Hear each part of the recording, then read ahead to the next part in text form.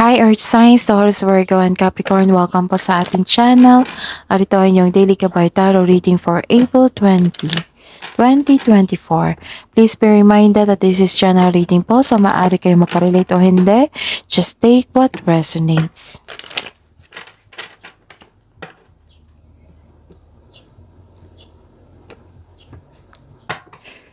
Gamitin ang reading na ito bilang gabay lamang. Balik po kayo dito bukas para sa ating Daily Gabay Tarot reading. Please like, subscribe, and click bell button for notification para updated po kayo sa Daily Tarot reading natin.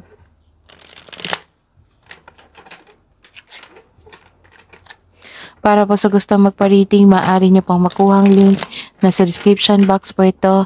Message nyo lang po ako sa Messenger. Maraming salamat po.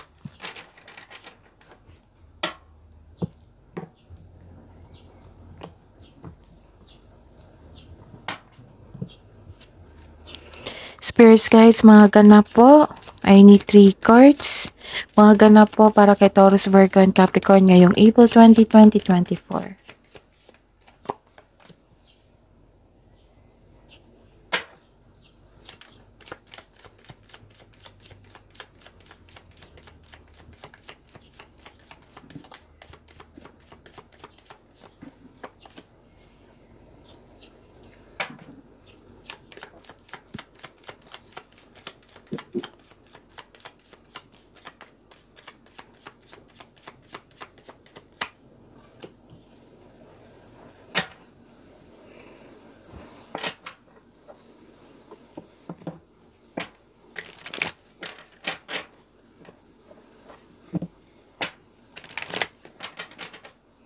Spirits guys, mga mensahe po para kay Taurus, Virgo, and Capricorn ngayong April 2024.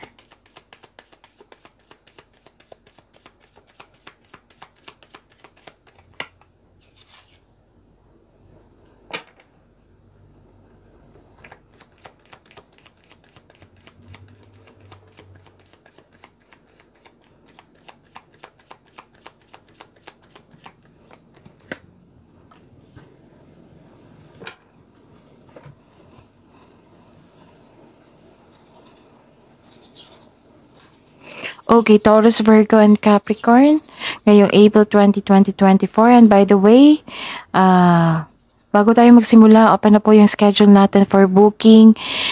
I-click nyo po yung link na nakapost dyan sa description box po. And message me for inquiry and for booking. Para po sa gusto mag-personal reading. Maraming salamat po. May nakita ko dito nag-uusap na family. Pwedeng ibenta nyo or magbumili kayo ng property. Basta po na nagkaroon ng reunion, meeting, or special event. And may paglalakbay po na mangyayari, relocation, pwedeng new journey, pwedeng vacation or adventure. May humihingi ng may humihingi ng oras, atensyon, bata. Or may iniisip kayo na isang bata, pwede din humihingi ng atensyon ng inyong inner child po. At may ganap dito na new beginning, like for example, na-hired kayo sa isang trabaho na kahit wala kayong experience, ganon. Go slow, take time, clear the air. Energy po ni Taurus, Virgo, and Capricorn yung April 2024.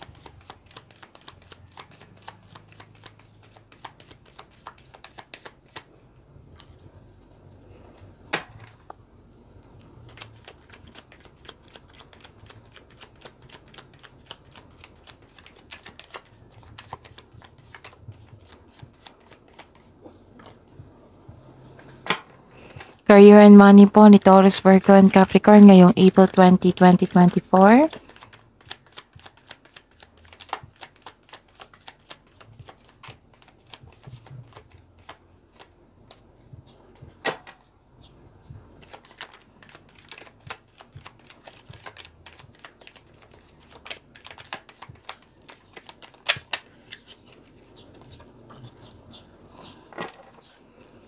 Love life, self-love, partnership, and romance si Taurus, Virgo, and Capricorn ngayong April 2024.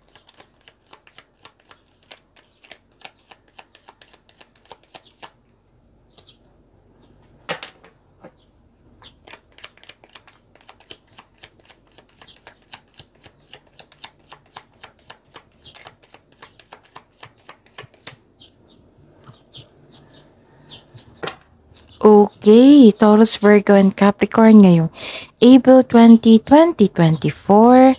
Nag-move on po kayo. Sabi po ng card dito na focus on mind healing instead of suffering. Kasi may nakita ko dito na malungkot ka ngayon, nakakaramdam ka ng pagkawala at takot sa kakulangan.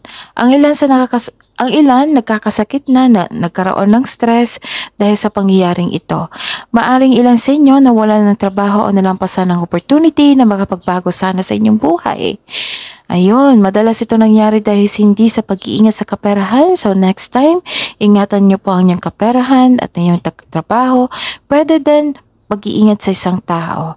So this card asks you to believe in yourself, think positive na magkakabangon ka ulit, and have faith na ang divine can lift you out of any period of loss. Okay?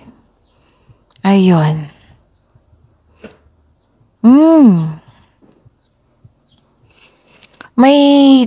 May adventure talaga na magkaganap. Adventure, pwedeng new journey, pwedeng bakasyon. Okay? May makilala kang mabuting tao. Masaya ka ngayon kasi nagkaroon ka ng tapat na kaibigan. Ito yung clarification sa inyong journey dito sa isang bata. Kasi may nakita ko dito na may kausap ka na isang bata or may iniisip kang bata. May kausap kang bata na maraming plano sa buhay, like ano ang course sa college, goals in life, trabaho na gusto, may parating po na good news, pwedeng direct ito sabi sa iyo or long distance na marireceive mo yung news, okay? So sa career and money tayo. I see. Nagkaroon ng confusion, hindi kayo makapag-desisyon kasi nagkaroon ng maraming balakid. Gusto mong lumaban pero napaghinaan ka ng loob. Ilan sa inyo mas pinapaniwalaan mo ang mga bagay na hindi naman totoo. So fact check nyo muna. May nakita rin ako dito na ma-pride na tao, di kay kalaban ng sarili. Maaring ikaw ito or kasamahan mo. May nakita rin ako dito na hindi nakikinig sa payo or na hindi nakikinig sa anong tawag ito? Sa command, sa utos. So this card tells you to clear up any hurt feelings. Maaring mabigat sa loob mo ang confrontation na ito, pero kailangan talaga na harapin natin and clear up any hurt feelings. Address your hurt feelings para maayos na po ito, okay? Ano pa? And, okay. Nagkaroon pa rin ng hesitation eh. Pero may delay na naganap. Disappointed ka kasi may delay. You felt defeated. You felt disappointed. Nagkaroon ng delay eh. Delay sa plano, delay sa parating na tao o bagay. Nagkaroon din ng hesitation para gawin o gawa ng aksyon ang iyong plano o proyekto. Tapos ilan sa inyo ayaw umalis sa comfort zone. So this card asks you to be confident at magkaroon ng mahabang pasensya. Okay? Sa love life, self-love, partnership, and romance, may nakita ko dito na loneliness, isolation, na hindi kayo nagtitiwala sa inyong sarili at sa iyong kapwa. You are in darkness. This card tells you na takot mag-isa, takot ka mag-isa dito. Bakit naman? The advice is it's time to reach out for support and connection. Use your intuition to guide you towards the meaning that resonates. I see. May nakita ko ditong away eh. Or, anong tawag nito?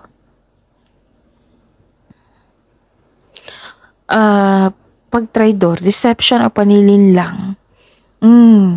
Para sa mga relasyon, isa sa inyo may lihim o nagsisinungaling sa inyo. This card asks you na ngayon na ang oras upang maging tapat at bukas at makipag-usap ng malinaw sa loob ng inyong relasyon. Para sa mga single, may tao dito na hindi tapat sa inyo pero patuloy ka pa rin sinusuyo. Masyado ba akong malibilis magsalita? Okay. Kasi yung energy, yung dalawang nauna na sign sa inyo, energy nila is pagod at inaantok. Kaya nilalaban ko ngayon. Okay? So, Pero nag-try naman ako ng best na maklaro yung mga bawat salita ko. Okay? Ayun, some of you makarelax lang kung nakikinig kayo sa musika. Ay nagkaroon na kayo ng pag-uusap. Nagkaroon kayo ng pag-uusap na inyong partner.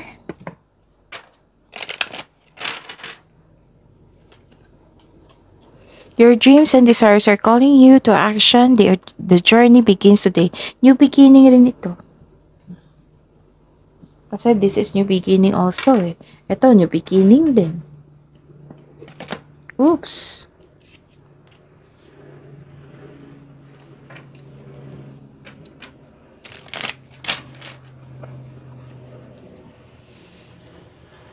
No, kailangan ng action din. Action ito. Sabi dito na stop waiting and doubting.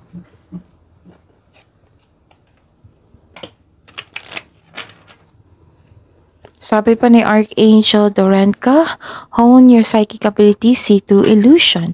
May tao talagang hindi totoo sa inyo. Maaaring ikaw po ang may sekreto or yung partner nyo. Kasi dalawa dito, nagtabi talaga na may tao talagang hindi totoo sa inyo. So that is your reading, Taurus, Virgo, and Capricorn for today, April 20, 2024. Please like, subscribe, and click bell button for notification para updated po kayo sa daily tarot reading natin. Maraming salamat po.